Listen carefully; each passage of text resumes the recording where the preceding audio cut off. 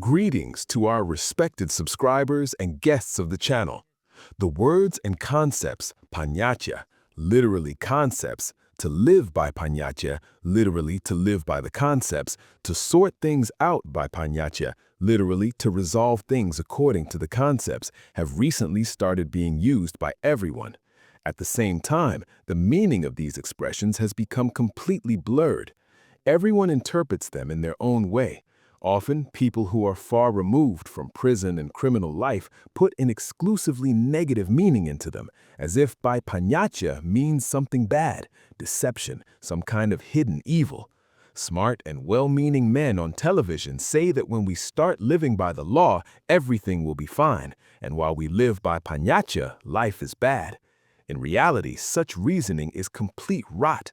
We live badly because those very smart men recognize neither laws nor ponyatiya, and therefore live by bes prajel, literally lawlessness without limits.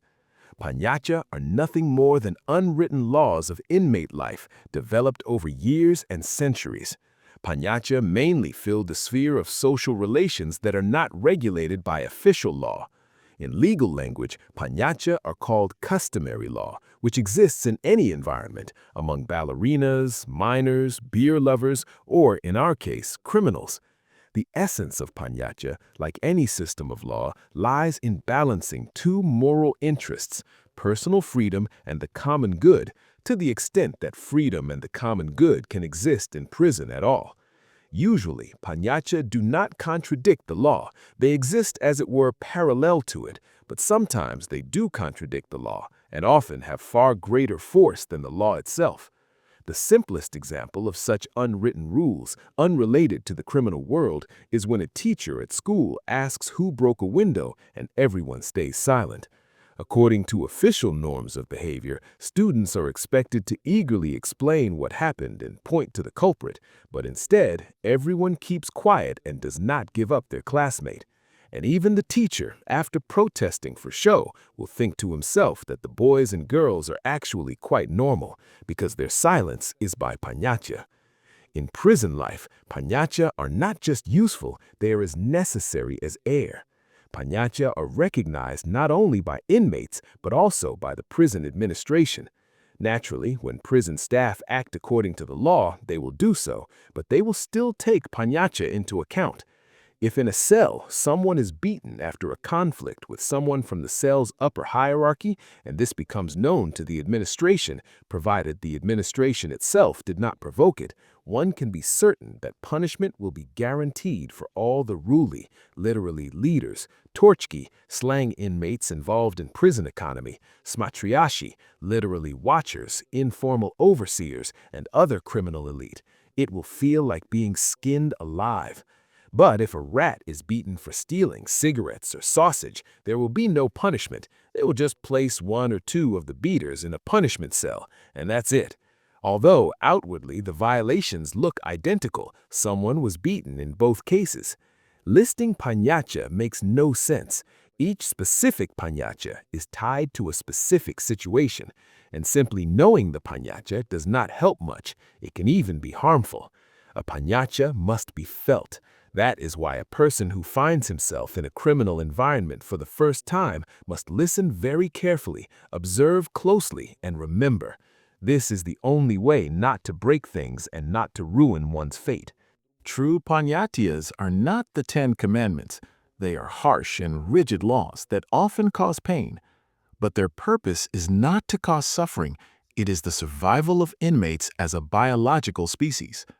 False ponyatiyas are always aimed at benefiting one person at the expense of another.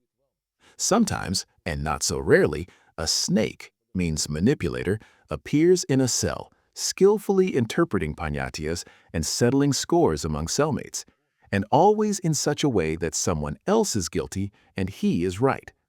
As a rule, such a snake is among repeat offenders. If this professor of criminal ethics explains to you that you are guilty because you picked up a spoon the wrong way or stood on the wrong side of the TV table in a common cell, and according to his words, it turns out you're guilty on all counts, while you don't understand how that happened, boldly tell him to explain it more simply.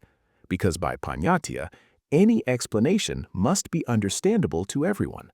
Flowery wordplay, glorification, literally verbal twisting, is a police thing, not an inmate one. The word ponyatiya comes from ponyatno, literally clear, understandable.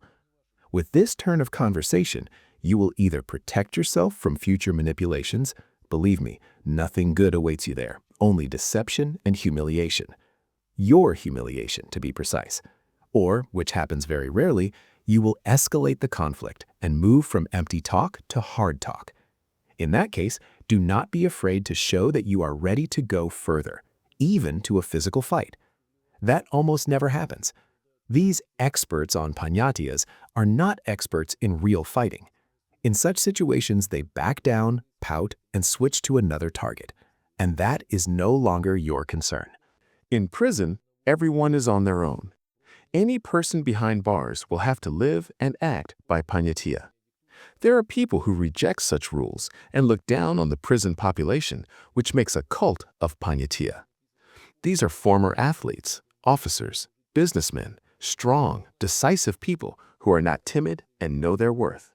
But after a year or two, they fully integrate into prison life, reason by ponyatiya, act by ponyatiya, and even serve as informal judges in inmate conflicts by ponyatiya.